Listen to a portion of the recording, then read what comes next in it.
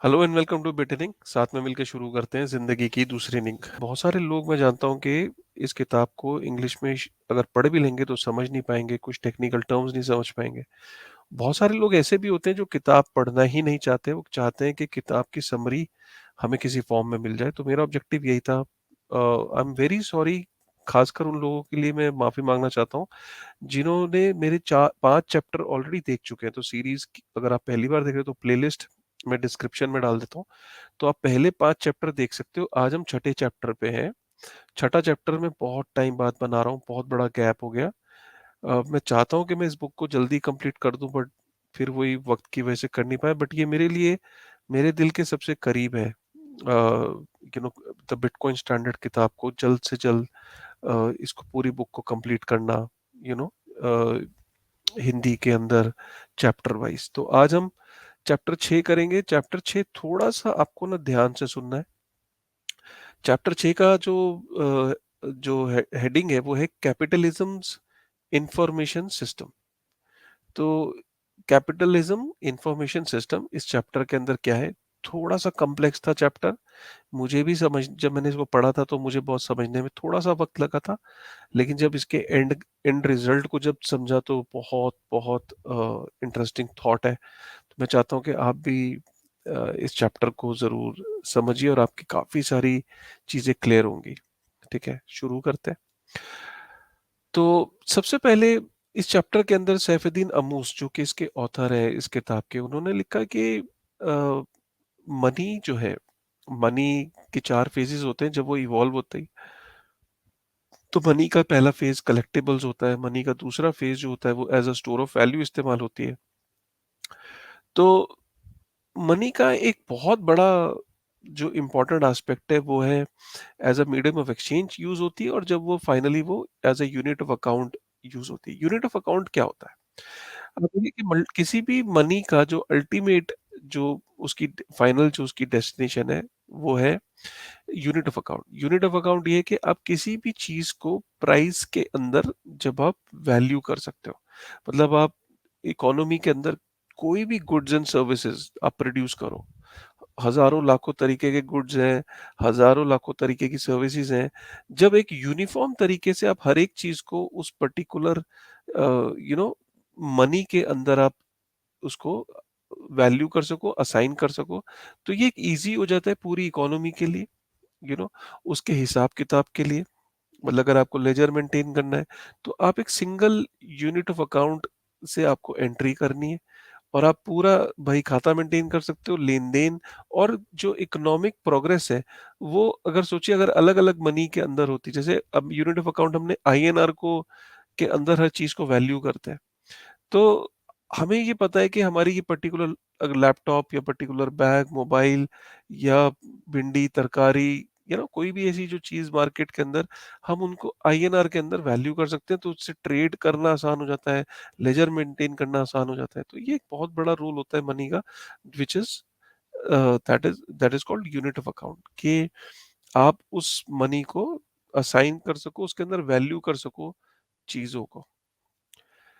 तो इसका मतलब क्या है कि हर एक चीज का एक प्राइस है।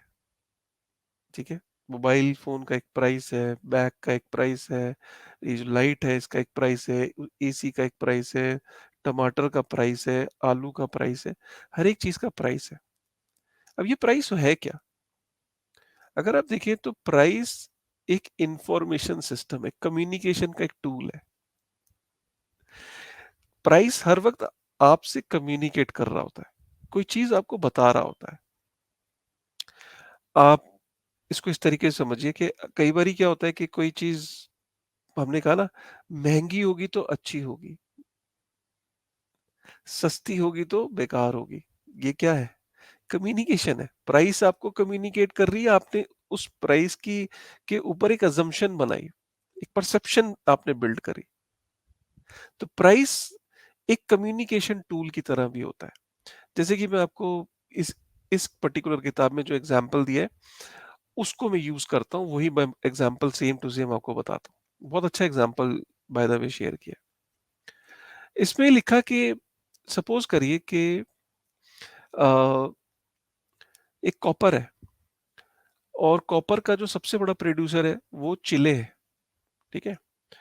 चिले के अंदर दुनिया का मेजॉरिटी एक्सपोर्ट जो है चिले से होता है, कॉपर करता है, पूरी दुनिया को एक्सपोर्ट करता है।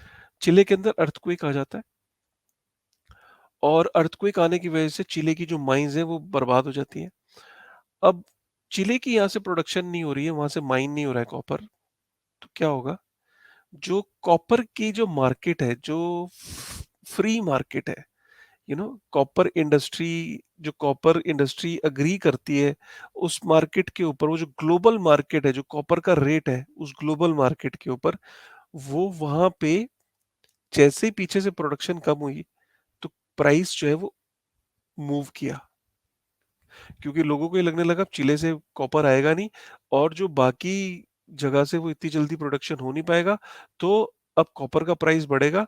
तो क्या होगा कि तो वहां पे less demand, more demand less supply, तो कॉपर का प्राइस बढ़ने लगता है। जैसे ही कॉपर का प्राइस बढ़ने लगता है तो प्राइस क्या सिग्नल दे रहा है? अब आपको प्राइस से सिग्नल आया कि यार पीछे से सप्लाई कम है, आगे डिमांड बढ़ेगी। तो उस प्राइस सिग्नल से जो अलग अलग तरीके से जो मैन्युफैक्चरर्स हैं, तो वो क्या करेंगे? वो कहेंगे कि यार कॉपर में तेजी है, कॉपर के अच्छे दाम मिल रहे हैं इस टाइम, आगे भी मिलेंगे, चलो कॉपर को ज्यादा प्रोड्यूस करते हैं, राइट? कॉपर को ज्यादा प्रोड्यूस करते हैं। जैसे ही वो कॉपर को ज्यादा प्रोड्यूस करते हैं तो शॉर्ट टर्म में उन्हें बेनिफिट होता है, लेकिन जैसे ही बहुत सारे मैन्युफैक्चरर्स जब कॉपर की को प्रोड्यूस करते हैं और बैक टू नॉर्मल जब सिचुएशन आती है तो क्या होता है? सप्लाई जो है वो ज्यादा होने लगती है, डिमांड कम होने लगती है और उसके बाद प्राइस फॉल होने लगती है।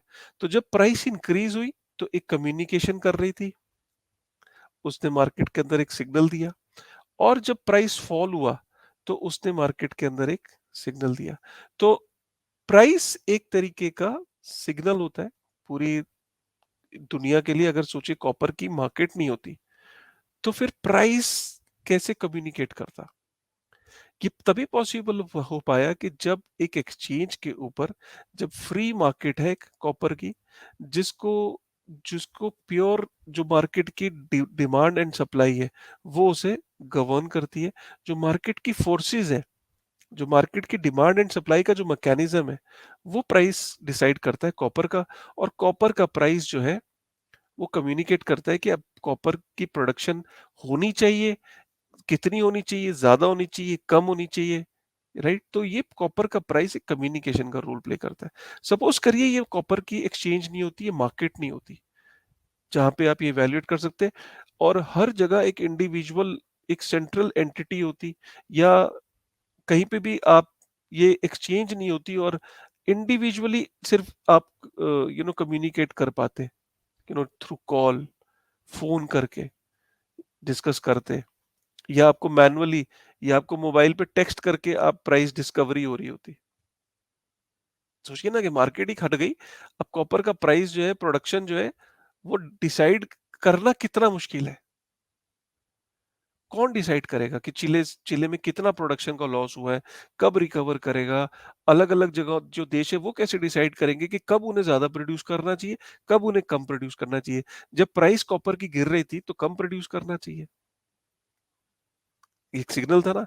लेकिन जब अगर ये मार्केट ही नहीं होगी, तो एक इंडिविजुअली जब अगर हर एंटिटी अपने प्रोडक्शन को देख रही होती, प्राइस को डिफाइन कर रही होती, कोई एक सेंट्रल अथॉरिटी होती जो प्राइस को ड्राइव कर रही होती, डिफाइन कर रही होती, तो क्या होता? समझ रहे हैं बात को? तो मार्केट्स जो होती हैं, जो फ्री मार्केट्स होती हैं, उसकी वजह से आपकी प्राइस डिस्कवरीज होती हैं, एक्चुअल प्राइस डिस्कवरीज होती है। प्राइस डिस्कवरी जब होती है तो प्राइस आपको कम्युनिकेट करती है, जो कम्युनिकेट करती है कि मार्केट के अंदर कब किस चीज की प्रोडक्शन होनी चाहिए, कब किस चीज की प्रोडक्शन नहीं होनी चाहिए। उस प्राइस डिस्कवरी से आप चीजों की, आप पूरी इकोनॉमीज जो है वो गवर्न होती है, राइट? यहाँ तक आपको अगर समझ आ गया होगा तो प्लीज अभी लाइक कर देना। मतलब ये ऐसी चीजें हैं कि इनको समझने के लिए थोड़ा सा दिमाग अप्लाई करना पड़ता है, मतलब थोड़ा सा पेशेंस रखनी पड़ती है। उसके बाद इस बुक के अंदर ये लिखा गया कि दो तरह की मार्केट्स हैं, दो तरह की मार्केट्स होती हैं, हमने देखा हिस्ट्री में। एक मार्केट ऐसी है जहाँ पे सोशलिज्म है, और एक मार्केट ऐसी है जहाँ पे कैपिटलिज्म है। ठीक है? तो सोशलिज्म में और कैपिटलिज्म में फ़र्क क्या है? सोशलिस्ट मार्केट जो होती है, वह ये कहती है कि भई इक्वल वेजेस होनी चाहिए, गवर्नमेंट का कंट्रोल होना चाहिए प्रोडक्शन पे, ठीक है? गवर्नमेंट ही कंट्रोल करेगी वेजेस पे, गवर्नमेंट ही कंट्रोल करेगी सप्लाई पे, डिमांड पे, हर चीज़ गवर्नमेंट कंट्रोल होनी चाहिए। क्यों? क्योंकि गवर्नमेंट चाहती है कि भई कोई भी रात को भूखा ना सोए। गवर्नमेंट चाहती है कोई भी किसी के साथ भेदभाव ना हो, और इक्वालिटी हो। ठीक है? इक्वालिटी करने के लिए कंट्रोल होना ज़रूरी है हाथ में, गवर्नमेंट के हाथ में कंट्रोल होना चाहिए, बिकॉज़ गवर्नमेंट ही लोगों का वेलफेयर सोच सकती है, राइट? ये हो गई सोशलिस्ट इकोनॉमीज़, राइट? कि और एक हो गई कि आपकी कैपिटलिज़्म। कैपिटलिस्ट मार्केट क्या है कि भाई कैपिटलिस्ट मार्केट ये है कि इंडिविजुअल जो है, जो इंडिविजुअल एंटिटीज हैं, या जिस मार्केट के अंदर आप बिजनेसेस जो है वो इंडिविजुअल भी चला सकते हैं, इंडस्ट्री के अंदर आप प्राइवेट प्लेयर्स भी रन कर सकते हैं, प्रोडक्शन भी कर सकते हैं, राइट? कुछ एक आध मेजर सेक्टर जो है वो गवर्नमेंट कंट्रोल कर सकती है, जैसे कि may be space exploration, may be defence, may be weapons, कुछ एक दो सेक्टर्स को छोड़ के बाकी जितने भी सेक्टर है वहाँ आपने प्राइवेट एंटिटीज को अलाउ कर रखा है, और वहाँ पे जो प्राइवेट एंटिटीज है वो कैपिटल ला रही हैं उस पर्टिकुलर यू नो चीज में मैन्युफैक्चरिंग कर रही हैं, और एक इंसेंटिव का रोल है कि जहाँ ज्यादा इंसेंटिव, क्योंकि वहाँ पे इंसेंटिव है तो लोग ज्यादा से ज्यादा इनोवेशन करने की कोशिश कर रहे हैं, और ज्यादा से ज्यादा दिमाग लगा रहे हैं, एफर्ट डाल रहे हैं, राइट? क्योंकि उन्हें पता है जितना ज्यादा वो एफर्ट डालेंगे, जितना ज्यादा वो इनोवेट करेंगे, उतना ज्यादा यहाँ पे इंसेंटिव है, राइट? जैसे US is a classic example of a capitalist market, right? Vietnam, China, एक जमाने में सोवियत यूनियन, राइट? सो यूएसएसआर, तो ये कुछ कंट्रीज ऐसी हैं जो कि सोशलिस्ट कंट्री आज के डेट में बड़ी कम है, लेकिन कुछ कंट्रीज ऐसी हैं जो फिर भी जहाँ पे गवर्नमेंट का कंट्रोल बहुत ज्यादा है।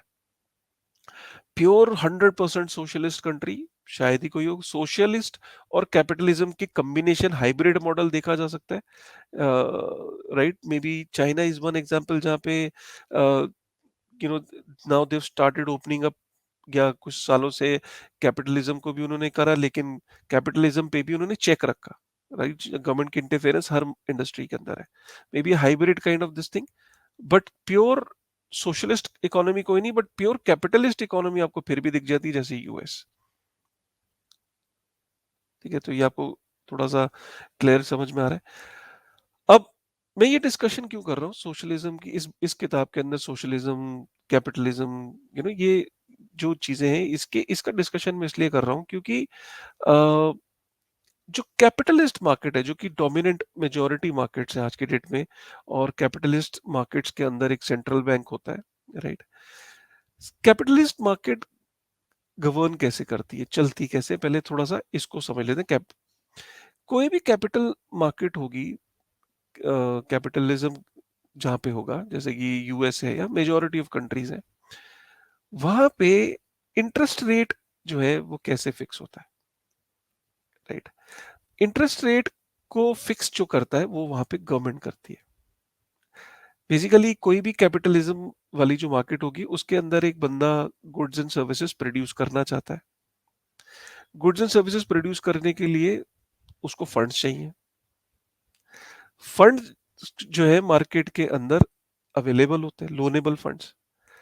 अब ये जो फंड्स हैं, जो लोन्स हैं, ये मार्केट में कितना है, ज्यादा है, कम होगा, इसको गवर्न कौन करता है? Central bank. सेंट्रल बैंक कैसे गवर्न करता है? वो इंटरेस्ट रेट के साथ प्ले करता है। इंटरेस्ट रेट को अगर कम कर दिया, राइट, अगर इंटरेस्ट रेट कम हो गए, तो मार्केट के अंदर जो है वो लोन ज्यादा हो जाएगा, राइट? मनी सप्लाई बढ़ जाएगी, लोनेबल जो फंड्स हैं वो ज्यादा बढ़ जाएंगे। लेकिन अगर इंटरेस्ट रेट को बढ़ा दिया, तो क्या होगा? जो लोनेबल फंड्स हैं वो कम हो जाएंगे। तो इंटरेस्ट रेट जो है वो मार्केट के अंदर, जो कैपिटलिज्म जो मार्केट है, वहां पे जो रेट डिसाइड करता है वो एक सेंट्रल बैंक डिसाइड करता है। और सेंट्रल बैंक का ये मानना होता है कि किसी भी इकोनॉमी को अगर पुश करना है, राइट, तो उस इकोनॉमी को आप अंदर आप चाहते हो ज्यादा प्रोडक्शन हो, ये हर कंट्री का यही मिशन है। तो उसमें मार्केट के अंदर प्रोडक्शन को पुश करने के लिए, ग्रोथ को पुश करने के लिए जो केन्जियन इकोनॉमिक्स है वो ये कहती है कि पैसे को ज्यादा प्रिंट करो, मार्केट के अंदर पुश करो, लोन के थ्रू पैसा दो। उससे क्या होगा, ग्रोथ आएगी क्योंकि ज़्यादा डिमांड बढ़ेगी चीज़ों की, और जो ज़्यादा जो इंडिविजुअल्स हैं, जो इंडस्ट्रीज़ हैं, उनको भी पैसा ज़्यादा मिलेगा। और वो क्या होगा कि वो ज़्यादा से ज़्यादा गुड्स एंड सर्विसेज़ प्रोड्यूस करेंगे, और ज़्यादा से ज़्यादा लोग चीज़ें डिमांड कर रहे थे, तो it's a win-win for economy. तो इंटरेस्ट रेट को कम करो, लोन ज़्यादा दो, मार्केट के अंदर सप्लाई बढ़ाओ, ग्रोथ पाओ। बट ऐसा होता नहीं है, राइट? ऐसा लॉन्ग टर्म में होता नहीं है। ये इस किताब के अंदर पहली बार पढ़ने के बाद पता लगा कि ऐसा होता नहीं है, और बहुत अच्छी इसमें बात लिखी है। तो होता क्या है, उसको समझिए। देखिए, मार्केट के अंदर कोई भी मार्केट है, ये बहुत इंपॉर्टेंट पॉइंट है यहाँ से। कोई भी मार्केट है, उसके अंदर एक होता है कैपिटल गुड्स, और एक होता है उसके अंदर consumer durable goods, consumer goods. पहले इनको समझ लेते हैं कि डिफरेंस क्या है कैपिटल गुड्स में और कंज्यूमर गुड्स में। कंज्यूमर गुड्स होते हैं जो कि कंजम्पशन के लिए होते हैं, जो लास्ट माइल जो कंज्यूमर होता है उसको कंज्यूम करने होते हैं, जैसे कि उसमें ड्यूरेबल गुड्स होते हैं। ड्यूरेबल गुड्स में आपका टीवी हो गया, मोबाइल फोन्स हो गए, फर्नीचर हो गया, राइट, ये ड्यूरेबल गुड्स हो गए। नॉन ड्यूरेबल गुड्स में पेरिशेबल आइटम्स हो गई, वीट हो गई, सेब हो गया, केला हो गया, अनाज हो गया, राशन, जो आप चीजें खाते पीते हो। और ऐसी ड्यूरेबल सर्विसेज होती है, और non durable service, durable services, non non durable services. Durable service तो कोई चीज ही नहीं होती है ना, non durable, but services sector में भी आपकी जो सर्विसेज होती है वो उसका कंजम्पशन कंज्यूमर गुड्स का पार्ट होती है। कैपिटल गुड्स क्या होता है? कैपिटल गुड्स क्या है कि जो चीजें जो इंडस्ट्री के अंदर यूज होती है कंज्यूमर गुड्स बनाने के लिए, मतलब जिन मशीनरी, जिन टूल्स, जिन बिल्डिंग्स का इस्तेमाल होता है कि और कंज्यूमर गुड्स जो है वो बनाए जाए, प्रोड्यूस करे जाए, तो वो कैपिटल गुड्स कहलाते हैं। जैसे कि कैपिटल गुड्स की भाषा में अगर मैं बात बोलूं, अगर किसी रेस्टोरेंट के अंदर माइक्रोवेव यूज हो रहा है तो माइक्रोवेव कैपिटल गुड है उस इंडस्ट्री के लिए, उस रेस्टोरेंट के लिए। और रेस्टोरेंट जैसी जो इंडस्ट्री है उसके अंदर microwave is a capital good, but microwave can be a consumer good also for a retail. जैसे कि सपोज कार है, कार बनाने की जो कार की असेंबली होती है, जिसपे असेंबली नहीं चल रही होती, कार एक के बाद एक वो उसमें चेंज हो रहा होता है, उसमें काम चल रहा होता है, एक के बाद एक कार प्रोड्यूस हो रही होती है, एक असेंबली लाइन चलती है। वो असेंबली लाइन जो है वो कैपिटल गुड है। तो कोई भी ऐसा गुड जिसको यूज किया जाता है कंज्यूमर गुड बनाने के लिए, राइट, तो वो कैपिटल गुड होता है। तो capital good and consumer good को समझना बहुत जरूरी है, दोनों में डिफरेंस है। यहां तक क्लियर हो गया? अब होता क्या है कि जब सेंट्रल बैंक ने मनी, अपना इंटरेस्ट रेट कम किया और पैसे को ज्यादा प्रिंट किया, राइट, पैसे को प्रिंट करके मार्केट के अंदर पैसा आया। अब गवर्नमेंट ये होप कर रही है कि मार्केट के अंदर पैसा प्रिंट करने से और पैसा ज्यादा देने से डिमांड बढ़नी चाहिए, बिजनेस सक्सेसफुल होने चाहिए, ज्यादा से ज्यादा इंडस्ट्रीज लगनी चाहिए, इनोवेशन होना चाहिए, और सब होना चाहिए। जैसे ही पैसा आता है तो अब पैसा जो है वो कंज्यूमर के पास भी जा रहा है थ्रू लोन्स एंड ऑल, और जो इंडस्ट्रीज है उनके पास भी जा रहा है। अब इसमें क्या है कि जो इंडस्ट्रीज है वो ज्यादा से ज्यादा कैपिटल गुड्स की डिमांड करने लगती है। वो भागती है और कहती है कि मुझे ज्यादा से ज्यादा कैपिटल गुड्स चाहिए। ठीक है, तो कैपिटल गुड्स की एक डिमांड बढ़ जाती है क्योंकि ज्यादा से ज्यादा इंडस्ट्रीज इनोवेट करना चाहती हैं और प्रोडक्शन को बढ़ाना चाहती है, पैसा सस्ते में मिल रहा है। तो यार हर एक इंडस्ट्री ये चाहेगी कि उसको कैपिटल गुड्स जो है वो ज्यादा मिल जाए। लेकिन यहाँ पे एक कैच है, कैपिटल गुड्स जो बन रहे हैं और जो कंज्यूमर गुड्स जो बन रहे हैं, राइट, कैपिटल गुड्स बन रहे हैं और कंज्यूमर गुड्स भी जो बन रहे हैं, तो जो लेबर है और काफी सारे जो इनपुट्स है, राइट, जो कंज्यूमर गुड्स इंडस्ट्री में लगे हुए हैं, वो कैपिटल गुड्स की तरफ आ नहीं पाते। क्यों? समझिए बात को। कैपिटल गुड्स को अगर बढ़ना है, कैपिटल अगर एक कोई इंडस्ट्री है उसको फ्लरिश होना है, तो मार्केट के अंदर लेबर तो वही है ना, कोई लेबर एक्स्ट्रा प्रोड्यूस नहीं हो रही, उसकी फिक्स सप्लाई है। और जो रिसोर्सेज हैं काफी सारे, उनकी फिक्स सप्लाई है, जिसमें से लेबर एक बहुत बड़ी एक ऐसी चीज है जो फिक्स्ड सप्लाई में है। और बहुत सारे ऐसे रिसोर्सेज हैं जो फिक्स सप्लाई में है, राइट। तो जिनकी सप्लाई आप रातों रात नहीं बढ़ा सकते, चाहे आपके पास पैसा आ गया है, ठीक है। तो जब पैसा मार्केट के अंदर आया तो कंज्यूमर गुड्स की जो डिमांड थी वो वहीं की वहीं है, और बढ़ गई, क्योंकि मार्केट के अंदर रिटेल के पास भी पैसा आ रहा है, और इधर कैपिटल के गुड्स प्रोड्यूस करने के लिए इंडस्ट्रीज के पास पैसा आ रहा है। वो कह रहे हैं हमें कैपिटल गुड्स चाहिए। कैपिटल गुड्स जो है वो बनाने के लिए, वो प्रोड्यूस करने के लिए जो इनपुट है वो वहीं के वहीं है, वो इंक्रीज नहीं हो रहे। अगर उनको इंक्रीज होना है तो जो कंज्यूमर गुड्स है उनको श्रिंक करना पड़ेगा, तभी वो कैपिटल गुड्स की तरफ जा पाएगी लेबर। कहने का मतलब है कि कंज्यूमर गुड्स जो है वो कम प्रोड्यूस हो, ताकि जो लेबर है वो कंज्यूमर गुड्स से मूव करे कैपिटल गुड्स की तरफ, राइट। लेकिन ऐसा होता नहीं। कंज्यूमर गुड्स जो है, कंजम्पशन कम नहीं हो रही, क्योंकि लोगों के पास पैसा है, लोग चीजें डिमांड कर रहे हैं, राइट। और डिमांड बढ़ती चली जा रही है, और प्लस जब लोगों के पास, जब मार्केट के अंदर इन्फ्लेशन आती है, तो जो लोग, क्योंकि उनको ये लगता है कि महंगाई कल को बढ़ सकती है, तो उसको वो इमीडिएटली चीजों को कंज्यूम करना चाहते हैं, राइट। जिसे कहते हैं हाई टाइम प्रेफरेंस माइंडसेट। तो कंजम्पशन कम नहीं हो रही है, इमीडिएट कंज्यूम करना चाहते हैं, इमीडिएट बाय करना चाहते हैं, क्योंकि कल हो ना हो, कल चीज महंगी होगी। और इधर से क्योंकि कंजम्पशन कंज्यूमर गुड्स पे से लेबर फ्री नहीं हो रही है, तो कैपिटल गुड्स पे जो डिमांड है वो, क्योंकि वहाँ कैपिटल गुड्स बनाने के लिए जो पैसा बहुत ज्यादा था इंडस्ट्रीज के पास, तो इधर लेबर नहीं है। तो लेबर जब शिफ्ट नहीं हो रही है, तो कैपिटल गुड्स को बनाने के लिए और महंगा होता जा रहा है कैपिटल गुड्स। कैपिटल गुड्स जो है वो और महंगे होते चले जा रहे हैं।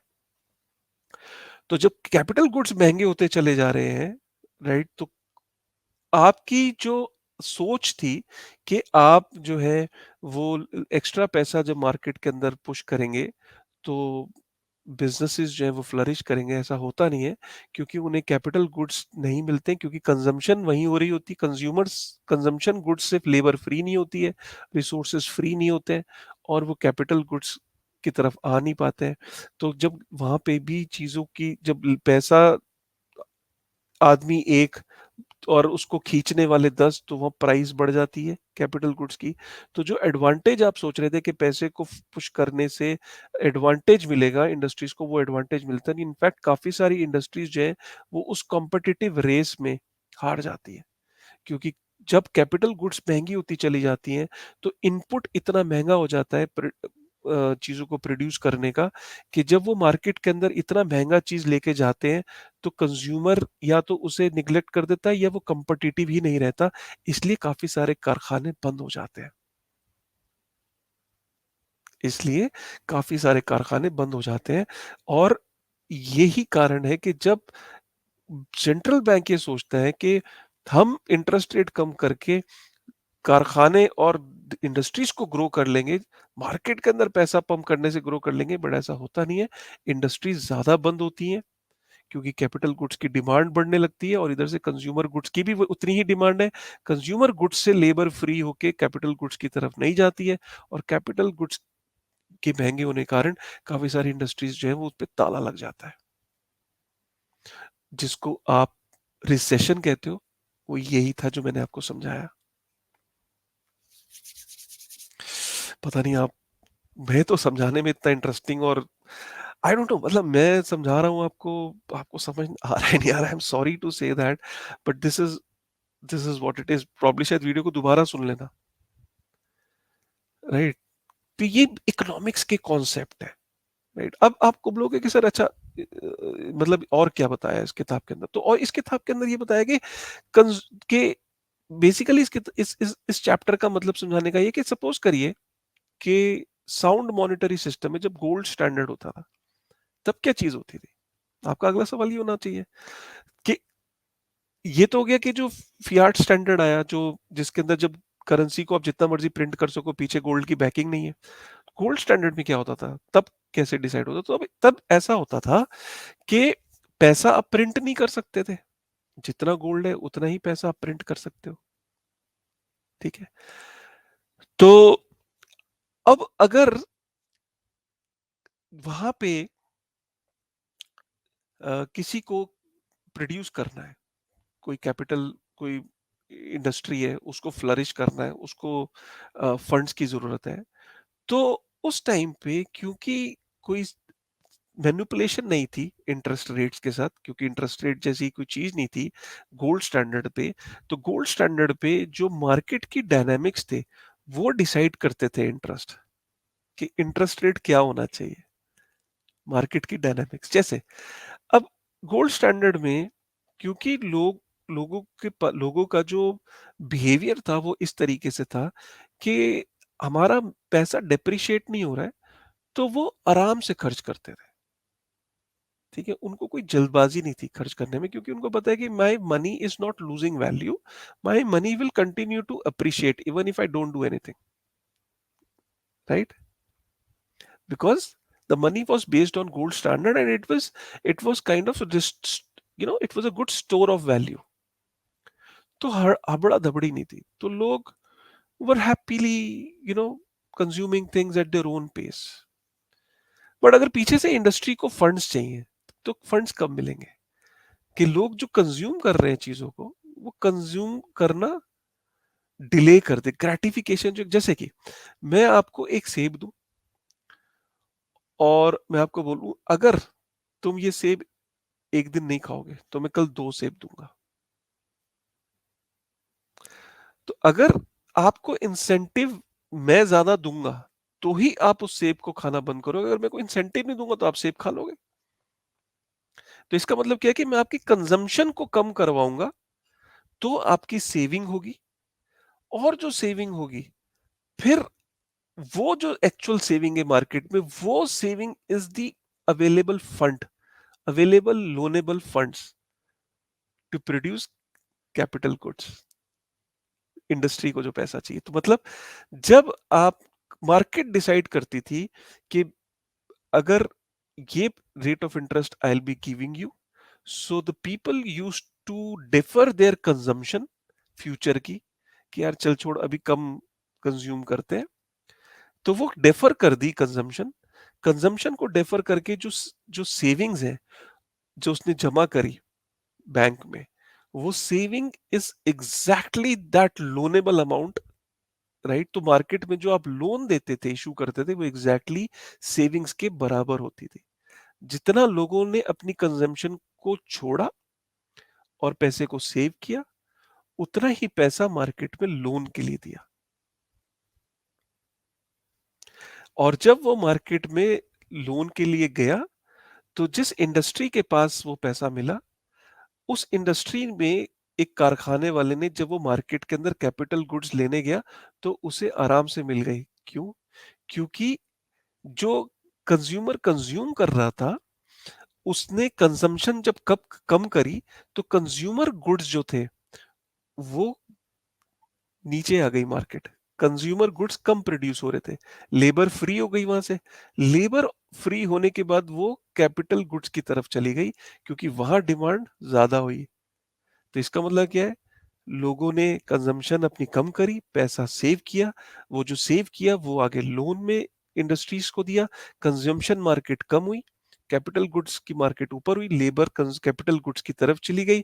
तो ज्यादा से ज्यादा यू नो जो इंडस्ट्रीज फ्लरिश करी, इंडस्ट्रीज के अंदर से जो कंज्यूमर गुड्स थे वो प्रोड्यूस होने लगे, ज्यादा प्रोड्यूस होने लगे, बेहतर प्रोड्यूस होने लगे, नई इन्वेंशंस होने लगी। मतलब कि अगर मछली को पकड़ने के लिए पहले नेट का इस्तेमाल हो रहा था, तो अब फिर ऐसी इंडस्ट्रीज आ गई कि जिन्होंने कहा कि नहीं, एक बोट, एक्सट्रीम एक बोट के थ्रू आप जाके मछली पकड़ लो, स्टीमर आ गए पानी में चलने वाले, तो एफिशिएंसी बढ़ गई। और जो मनी का जो यूटिलाइजेशन है वो प्रॉपर हो रहा है, क्योंकि जो मनी है वो स्केर्स है, रेयर है। और अगर कंज्यूमर के पास इंसेंटिव नहीं है, मार्केट के अंदर अच्छा ऑफर नहीं है, तो वो कंज्यूम करा जा रहा है अपनी पेस पे। तो उसकी कंजम्पशन को पहले आपको कम करना है मार्केट में, अगर आप चाहते हो कि कैपिटल गुड्स जो है, राइट, कैपिटल गुड्स जो है उनका प्रोडक्शन ज्यादा हो, ताकि फ्यूचर में आप कंज्यूमर गुड्स ज्यादा बेहतर, ज्यादा और इनोवेशन कर सको। लेकिन एग्जैक्टली exactly अभी करंट सिनेरियो में क्या होता है कि मार्केट के अंदर पैसा आया कैपिटल गुड्स के लिए, लेकिन इधर से कंज्यूमर जो है वो अपनी परचेज को डेफर नहीं कर रहा है, क्योंकि उसको ये कि यार कल को इन्फ्लेशन हो जाएगा, पता नहीं, आज ही इसको यूज कर लो।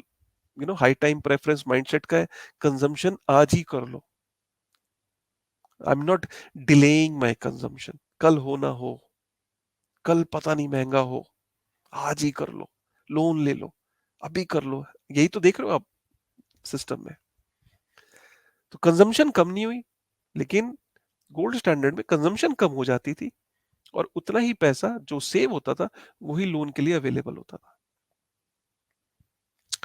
ये है कैपिटल गुड्स और कंज्यूमर गुड्स की जो मार्केट है। यही कारण है कि अगर आप इसको इस तरीके से लें कि जो इसको स्विट्जरलैंड का एग्जांपल देते हैं इस किताब के अंदर ना। स्विट्जरलैंड के अंदर क्या हुआ कि सबसे लेट जिस कंट्री ने गोल्ड स्टैंडर्ड को छोड़ा, राइट, इसके अंदर एग्जांपल दिया, वो था स्विट्जरलैंड।